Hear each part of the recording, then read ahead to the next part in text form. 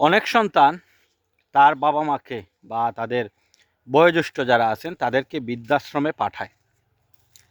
এটা একটা কালচার আমাদের দেশে তৈরি হয়েছে, যেটা আগে ছিল না।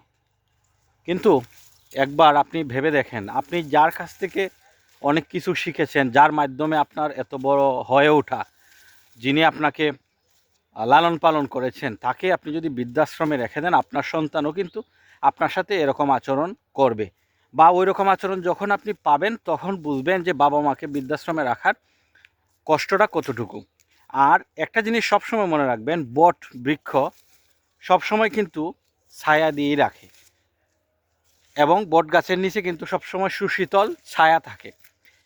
আপনি সবসময় পরিবারের বাবা মা বা যারা দাদু, এই ধরনের যারা বয়োজ্যেষ্ঠ আছেন, তাদেরকে বট গাছের ন্যায় রাখবেন। তাহলে পরিবার এবং আপনার সন্তান সবাই সুশীতল থাকবে, এবং তাদের মন মানসিকতা ওই রকম হবে। আপনার সন্তান কখনোই আপনাকে বৃদ্ধাশ্রমে পাঠানোর মতো দুঃসাহস দেখাবে না।